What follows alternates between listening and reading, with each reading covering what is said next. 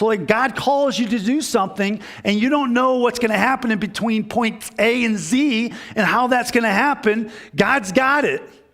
God will resource you. God's got it figured out when you don't have it figured out. And so Nehemiah, it's going great for him.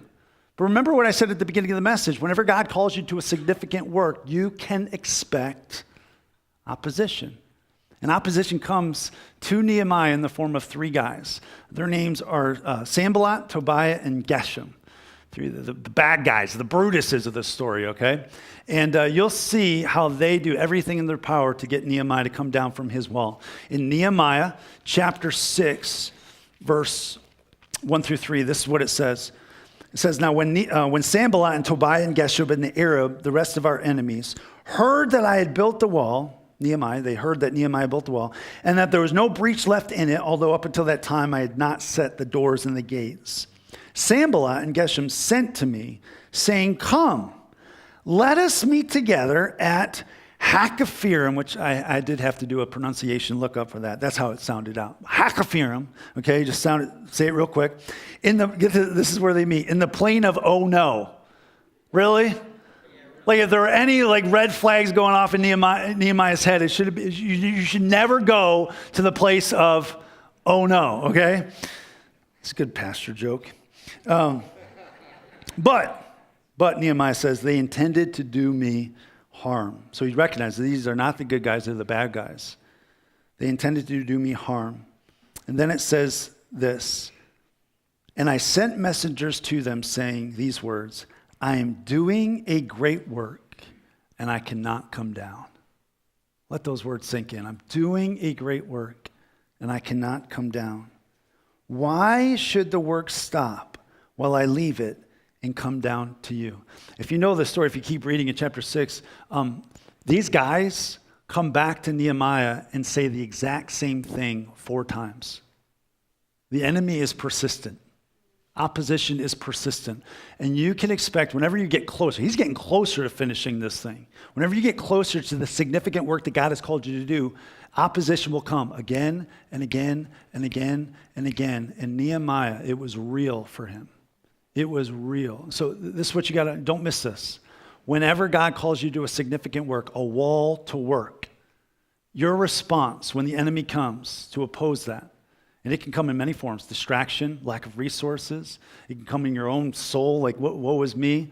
Whenever that comes, your response has got to be the same as Nehemiah. And his response was this, I'm doing a great work, and I cannot come down. You're going to have to say that. This message will carry past today. Because there's different seasons where God has called you to work your wall. And every wall that you build, you'll have opposition. Every time the opposition comes, you got to say it. I'm doing a great work, and I cannot come down. You know how many times I had to say that during that year and a half of not knowing what was going to happen? You know how many times since then, when we've built 4 campuses and we're striving to do God's work, in our own personal life, Aaron and I, we've had to say this over and over and over again. Why? Because we're recognizing in this season, this is what God's called us to do. And you might have something good for us, but it's not the best that God has for us. And you're going to hurt us, and that's going to distract us. And I'm doing a great work, and I cannot come down. Nehemiah understood the importance of having a strong vision for his life. He knew that if all else fails and he gets nothing else done, he has to. Bottom line, he has to rebuild these walls. He literally and figuratively knew his wall. He knew what his wall was. So let me ask you a question. What's your wall? What's your wall? In this season of life, what's your wall? And maybe for you, it's like a habit to break, an addiction to overcome. Work that wall. Get some help. Work the wall. With focus and clarity, work the wall. Maybe for you, it's like a work project, like a goal you're trying to achieve. Like in this season, that's what you got to do. Work it. Work your wall. Or maybe for you, it's a relationship that needs to like start up again. Maybe it's a friend that has been lost and gone off the tracks in the relationship with Jesus. Maybe you've gotten off touch with them. Maybe you need to go back to them and start that relationship up again. Or maybe it's a relationship that needs to end. Teenagers. Sorry. Maybe.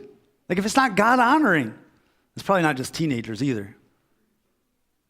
Maybe it's a relationship, maybe it's something, maybe it's a degree that you need to finish. Work your wall. Maybe it's a pursuit you need to keep going after and chasing after. Work your wall. Maybe it's a debt that you need to get out of. For that season, hyper-focus. Work your wall. Listen, you need to know what your wall is. And here's why. If you don't know what your wall is, you'll come down from it. You'll have every reason in the book to come down from it and get distracted. And when you do, it will have detrimental consequences to your life. It'll affect your family. It'll affect your marriage. It'll affect your parenting. It'll affect your finances. It'll affect your health. If you're not focused on the wall that God has clearly called you to focus on.